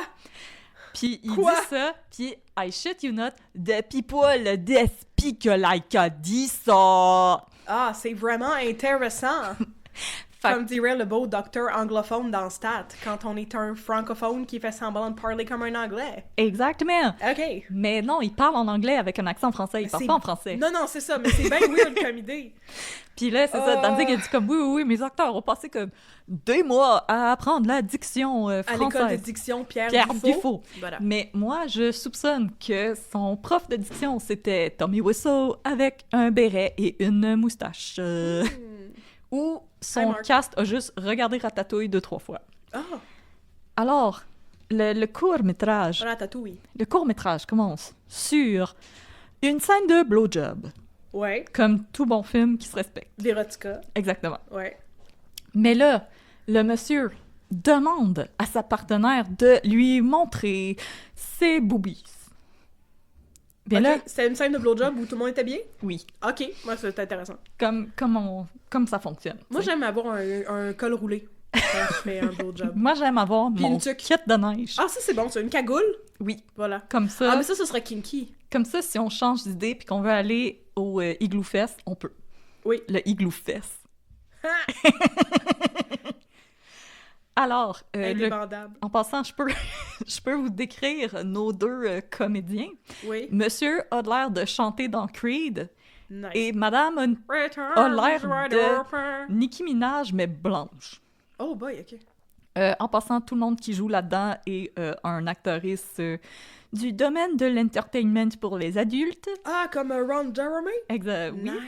Alors, le niveau d'acting est à peu près là. Hey! C'est des très bons acteurs, les Oui, actrices porno, Ils voyons se donc! donnent! Vraiment, littéralement. Alors, monsieur demande à madame de lui montrer ses boobies. Nice. Et madame ne veut pas montrer ses boobies. Non. Elle est comme, no, I cannot show you, no. Non. Non. Puis elle est comme, please show me. Puis elle est comme, non. Please, show me the breast, ça. Puis là, finalement, il finit par y enlever son top parce que comme le consentement, c'est pas grave. Et là, on apprend que la raison pour laquelle elle voulait pas montrer ses seins, c'est parce qu'à la place de ses mamelons, Oui. elle a des yeux. OK. Puis là, monsieur est comme, non, that's disgusting, non! Puis il s'en va. Est-ce que c'est les yeux qui voient? Oui. Ben comme, il Sweet. cligne, là, puis c'est comme, c'est des yeux. Ah, ça, c'est comme la folie des vagins avec des dents. Oui, mais là, c'est des totons avec des yeux. Oh, j'aime ça. C'est des boobies. Oh! Mais là, le monsieur, il s'en va parce qu'il est comme, no, disgusting, no! The teeth, they're looking at me! Yes! Puis la madame lui dit, You asked for it, you son of a bitch! Puis elle est comme, no, don't leave, no! Puis en I want passant, to give you a blowjob! dans le film, on dirait que Danzig sait pas qu'il faut que tu calls cut. Parce que toutes les scènes durent de 10 à 15 secondes trop long. Fait que les acteurs sont comme juste, ils disent leur ligne, puis après, ils sont juste comme là, à rien faire. Ouais. Fait que il y a quelqu'un qui s'est amusé sur YouTube à mettre la musique de Wii Sport. Tu vois que les acteurs sont juste là à pas savoir quoi faire. Ah non, la musique régulière de Wii. C'était bien drôle. Fait que là, Tajette, son amie, elle arrive, puis là, son Attends, amie, c'est qui Tajette? c'est la fille avec les totons avec des yeux. Ah, ok, l'araignée de Tajette. Oui, exactement. Ben, moi, je pensais que ses boobies allaient être des araignées, là. C'est comme j'aurais aimé ça, là. Mais là, son amie, elle arrive, c'est Babette. Puis là, Babette, elle arrive. Babette et Tajette? Oui. Ok, ça, c'est aussi quelqu'un qui connaît pas les noms francophones. Là, elle arrive, puis elle est dans un salon, tu sais. Puis là, Babette, Ouais. elle arrive, puis elle se Ouais. passe la tête dans le salon. Ouais. Puis elle regarde comme « Oh! » Comme si moi, présentement, j'étais comme « Catherine, t'es où? Ah? » Puis là, elle la voit, puis elle est comme « Ah, Tajette, my darling, why are you crying? » Puis là, elle est Yes. comme « It happened again, Babette! He saw my boobies and he left! » Puis là, t'es comme « Ah! No! Don't cry over him! You're better without him! » Puis là, t'es comme C'est excellent. Ah! Puis là, C'est elle excellent. pleure. Oui. Mais là, ses seins aussi, ils pleurent. Oh non! Puis là, il y a une larme de ses seins Oui. que, à côté... Puis là, je comprends pas, elle est supposée d'être où, Ouais. la rose, mais il y a une rose, puis il y a Ouais. une araignée albinos dessus, mais je pense que l'araignée est albinos parce qu'il n'y avait pas fini de mettre le skin sur le modèle 3D. Parce qu'il y avait pas assez d'argent, puis je pense que le gars qui faisait comme l'araignée 3D était comme « Ouais, ce sera pas long, je vais juste comme loader le skin. » Ouais. Puis Danzig était comme « Non, on a commandé de la pizza, puis là, on a plus d'argent, fait qu'on Ouais, va la ok. prendre comme ça. » Qu'est-ce qu'a fait l'araignée avec les boobies, là? Ben les là- larmes de boobies. Là, il y a une lame de booby qui Ouais. tombe sur l'araignée, Mhm. puis là, l'araignée, elle devient un monstre dans la vie. Comme un gros Ah. monstre, comme dans Mortal Kombat, le bonhomme avec plein de bras. OK. Puis là, il est comme là, mais il est pas là. Il est... Parce qu'on comprend que c'est dans les rêves de Tajette. C'est pas comme dans la vraie vie. Dans la vraie vie, elle dort, mais dans ses rêves, elle pleure, puis elle pleure sur une araignée qui devient comme un homme araignée. Pardon. C'est... Inquiétez-vous pas si vous suivez pas, moi aussi j'ai de la misère à suivre. OK. Puis moi, dans une autre vie, j'ai étudié en maquillage d'effets spéciaux, et je peux vous dire que les effets spéciaux, c'est vraiment de la chenoute, Mais c'est- parce que... Très Vérotica comme concept. les prothèses sont comme pas scellées. Fait que, comme, à un moment donné, on voit le monsieur comme debout en avant de la caméra, puis on voit que les prothèses sont comme déchirées autour de son crotch. Fait que je pense qu'il a voulu aller aux toilettes, puis qu'il n'y arrivait pas, puis qu'il a comme déchiré le costume pour pouvoir aller aux toilettes. C'est ma théorie. Oh my god, OK. Et là, Ça il me fait dit, regretter d'avoir des yeux, cette histoire. et là, des il oreilles dit pour entendre. qu'il va tuer tout le monde. Ouais. Puis là, il va tuer la coloc de Tajette, il va tuer Babette. Ça, c'est l'araignée Oui, dans les rêves. oui, Fait que c'est devenu un cauchemar sur la rue Elm. ouais, genre, OK, fait que c'est dans les rêves. Est-ce Mais que, dans la est-ce que vraie vie. l'araignée va tuer dans la vraie vie? oui, OK, parfait. mais dans les rêves. Oui. Je m'excuse, gang. Mais là, Non, c'est correct, comme ma fièvre est en train de revenir, puis ça rend ça encore plus bad trippant, c'est pour ça. Tajette Ah, oui. se réveille, puis là, elle voit Babette, puis je te jure, c'est ça sa réaction. Non! Non! Non! C'était excellent, oui. C'est excellent. OK. Tous les Oscars. Puis là, Puis là, le elle monstre a comprend. mangé Babette? Non, il l'a pendu au plafond. Ah, OK. Mais là, elle se rend compte que c'est dans ses rêves. Fait qu'elle se dit, il faut que je reste réveillée. Fait qu'elle se dit, je vais aller au cinéma. Mais là, elle se trompe, puis elle va dans un cinéma pour adultes. Un cinéma pour dormir. Un cinéma où est-ce que c'est un film de foufoune. Oh non! Puis là, elle s'endort, puis elle se fait comme sauter dessus par tous les messieurs. Fait que tu sais que le film a été dirigé par un monsieur, parce que quand elle se réveille, elle fait juste comme « Oh, stop bothering me! » Vraiment très unbothered. Ouais. Puis là, c'est super le fun, parce qu'il y a un plan large, Ouais. puis tu vois que le projecteur de la salle de cinéma, c'est une lampe de poche en avant d'un ventilateur. Mais, il est... Elle a-tu des yeux sur ses boobs dans la vraie vie? Oui. Oui. Ben oui, parce que le gars, il se sauve. Mais c'est pas juste dans... Mais c'était pas dans son rêve, ça? Je suis comme... Tu sais, des fois, tu pitches des choses à quelqu'un, puis la personne est comme, OK, Mais c'est comme- intéressant, mais comme il y a peut-être des petites affaires que tu devrais fine-tune un petit peu, puis là, Ouais. je pense que lui, il a juste comme skippé cette étape-là. Mais là, elle était dans le cinéma, puis il y a plein de monde qui se pitch sur elle, mais ont-tu vu ses boobs avec des yeux? Non, C'est ils ça n'ont ma pas eu le question. temps parce qu'elle s'est réveillée avant. Oh, pardon! Puis là, il y a une scène digne de dans The Room quand il va acheter des fleurs, puis qu'il rentre, puis comme, Hello, I would like to buy roses. OK, bye-bye! Oui.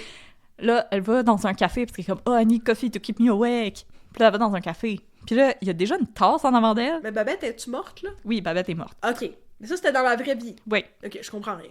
Parfait. Puis là, elle s'assoit. Puis là, le serveur, il dit comme « Madame, we are closing, do you want a coffee? » Puis elle est comme « No, it's fine, I'm leaving. » Puis elle s'en va. Puis j'étais comme « C'est quoi cette petite continuité-là? » Mais là, Tajette, elle comprend que la seule manière de se débarrasser de l'araignée méchante, c'est de se suicider. Fait qu'elle décide de prendre Quoi? des somnifères pour se suicider chez elle. Mais si elle prend des somnifères, elle va s'endormir pour toujours. Mais- Fait qu'elle va être dans ses rêves avec le monstre en araignée pour toujours. Ouais, mais là, lui, il sera plus... Je sais... Moi aussi, je comprends pas le scénario. J'ai trop de questions. Mais là, elle prend les somnifères. Ouais. Puis là, l'araignée est chez elle, puis elle est comme « No, don't do that, no! » Puis là, la police, elle arrive. Je sais pas pourquoi la police, elle arrive, by the way. Je sais pas. Ouais. Puis là, la police arrive, mais là, la porte est barrée. Puis là, ils sont comme « Ah, we have to décalisser la porte. » Puis là, ils ont Ah oui. un bélier. Oui, mais, bien sûr, toujours. tu sais, le budget était très limité. Mhm. Alors, ils peuvent pas défoncer le set, parce que je crois que c'est le même set qui a servi pour pour comme le deuxième court-métrage. Mhm, mhm. Puis, fait que là, le policier, il prend comme un gros élan, puis il fait « Pouk Ah, nice. ». Sur la porte, il fait juste comme un petit « Pouk Puis là, ça coupe à l'autre plan où est-ce que la porte s'ouvre à la volée. ». Non, il fait comme Ah. 3 fois, il fait comme « Pouk, Pouk ». Puis là, après, la porte, elle s'ouvre comme « Ah ». Puis là, le monsieur qui prend comme un gros élan puis qui fait comme « Pouc! » C'est moi quand que je pense que mon chum, il a pas fait quelque chose que j'avais demandé de faire, mais finalement, il l'a fait. Fait que je suis comme « T'as pas sorti Léo? Oui, tu l'as fait. OK, bye! Puis là, il rentre. Puis là, l'araignée est comme debout avec comme ses 8 bras dans les airs puis il est comme « Ah! » Puis les policiers sont comme « Let go of her neck! » Puis je suis comme « Couché à terre, de quoi tu parles? » Puis là, l'araignée est comme « Non! Non! » Puis là, il tire dessus. Puis là, l'araignée, elle meurt. Mais là, Tajette, quand elle s'est couchée à terre, son top, il a comme relevé. Fait qu'on voit ses seins avec des yeux qui pleurent. Puis là, la police, ils regardent, puis ils sont comme « Oh my God, look at her boobs! It's so weird! She's got eyes for boobs! » Puis ça finit comme ça. OK. C'est comme Inception. Ouais. Où tu te demandes si c'est un rêve ou non. Ben moi, je regardais ça, puis j'étais comme « J'ai-tu accidentellement fait du moche? » Puis, t'avais-tu accidentellement fait du moche? Non. D'habitude, on s'en rend compte. Ouais. OK. Puis, il n'y a pas de musique dans le film. Ben Fait non, mais ça sert à quoi, la musique? Il y a même un des courts-métrages que t'entends le monde sur le set parler. Non, c'est bon, ça. Comme, t'entends vraiment les gens en arrière faire comme « OK, fait que la caméra, tantôt, il va falloir qu'on la mette. Que, ouais. Puis si vous êtes curieux, le deuxième film, c'est l'histoire d'une danseuse exotique qui vole le visage des gens. Nice! Et le troisième film, c'est l'histoire de Elisabeth Bathory. Oui. Mais c'est vraiment juste une fille qui se promène à cheval, puis qui tue des gens, puis qui se roule dans leur sang pendant comme 25 minutes. Ouais. Ben, faudra au moins qu'elle soit tout nue, sinon c'est pas Vérotica. C'est juste ça, pendant 25 minutes. Ben, c'est excellent, ça. Que voilà, film que je ne vous recommande pas. Peut-être pour une soirée entre amis où est-ce que vous riez, mais vous allez décrocher quand même vite. Mais pourquoi? Mais vous pouvez le faire, je suis pas votre mère. Pourquoi ça existe, ce film-là? Parce qu'il y a des monsieur cochons qui ont de l'argent. Ah oui, parfait. Mais moi, j'aimerais plus de films de Madame Cochonne qui ont de l'argent. Ouais. Ou est-ce que c'est comme ça? Comme la femme de Aaron Taylor-Johnson. Non! Non, pas un autre 50 Shades. Mais t'imagines-tu ce scénario-là? Mais c'est un gars, sur ses testicules, il y a des yeux. C'est les yeux de ses testicules qui pleurent. Sur, genre... C'est pas une bébête cute. Une coccinelle. Oh, une coccinelle! Un mille-pattes! Savais-tu que les mille-pattes ont en fait 750 pattes, mais le plus gros mille-pattes qui a été trouvé et qui a été répertorié en 2021 était en Australie, parce que l'Australie, c'est terrible. Il y avait 1300 pattes. Oh! Merci. C'est mon fun fact sur les mille-pattes. C'est ça que ça sert à regarder des documentaires d'insectes avec mes enfants. Ah! Tellement incroyable. C'est mieux Je que de sais. regarder des films faits par des vieux monsieur cochons. Ben, c'est quand même très intéressant. Shout out à la série. Il y a une série de documentaires du National Geographic sur Disney+, Ouh là là. qui s'appelle A Real Bug's Life. Oh. C'est adorable. Sérieux. Oh. C'est des documentaires sur des vraies bébites. Oh. Ben C'est regardez, vraiment cute. regardez les documentaires sur les vraies bébites, puis Oui. pas les films de monsieur cochon. Non, mais j'aurais aimé ça, mon affaire avec. Mais pas dirigé par Sam Taylor Johnson. Non. Non. Bouh. Mais les yeux sur les testicules. Les yeux sur les testicules. Ce serait très bon. Ce serait vraiment excellent. Ah là là. Mais OK. non, c'est ça. Puis je me rappelle que quand le film il était sorti, il y a eu comme un very limited run dans les... Ouais, dans parce les qu'il est cinémas. fucking épouvantable. Ouais, Bon, mais c'est c'était pas mal juste pendant les festivals de cinéma comme d'horreur puis de série B. Le cinéma pas bon. Ouais. OK. Puis je me rappelle, il y avait eu comme un thread sur Reddit, puis il y a quelqu'un qui était comme ouais, il avait été comme assistant de plateau pour le deuxième court-métrage où est-ce qu'il y a comme plein de scènes qui se passent dans un club de striptease. Bien sûr. Puis il dit ouais, fallait comme que l'assistant nudge Danzig pour lui rappeler de crier cut. Ouais. Parce qu'il faisait juste regarder les filles. Puis avant qu'ils partent la cam aussi, il s'assurait que toutes les filles, que leur corde de G-string était comme parfaitement égale. C'est très important. Très important, continuité. C'était la seule continuité dans ce film, la hauteur des cordes de G-string. OK. Que voilà, Verotica. Là, tu viens de me mettre plein d'images étranges. Genre. C'est ça. C'est pas un beau monsieur chien. Faut que t'aies une corde de G-string qui remonte quand même haut, parce que sinon, ça va être curvé sur le haut de tes fesses. Mais- Si le moindrement que t'as des fesses. Ben, tu sais, c'est quelqu'un qui a été comme très populaire dans les années 80. Fait que pour lui, la hauteur de G-string, c'est quasiment sur tes côtes, là. Ah oui, OK, ben ça, c'est correct. Tu sais, Ouais. comme dans le clip Girls de Motley Crue. Ah, je sais pas. Alors voilà, Non. ne regardez pas ça. Ou regardez-le. Faites donc ce que vous voulez. L'autre jour, je parlais de Motley Crue à mon chum, puis je disais, tu sais, le chanteur de Motley Crue, Vince McNeil, puis il était comme, c'est juste Vince Neil, son nom, il y a pas de mec. Pourquoi tu... T'étais comme, non, il est écossais! Mais ça, ouais! Je pensais qu'il était écossais, mais c'est pas ça son nom, finalement. Peut-être que j'ai dit complètement un nom qui a pas rapport à tout. C'est le même qui s'appelle le chanteur de Motley Crue? Ah oui, c'est Vince Neil. Vince Neil, c'est ça. Moi, j'avais inventé qu'il s'appelait McNeil. Écoute, c'était peut-être à cause de Vince McMahon. Ben, c'est ça que mon chum il a dit. J'étais comme, non, je parlais pas de la lutte, je parlais de Motley Crue. En même temps, c'est dans le même domaine. Ben oui. Alors, merci tout le monde d'avoir été des nôtres. Merci. On vous revoit dans 2 semaines pour des histoires de crime et de café. Tout. Tout. Tout.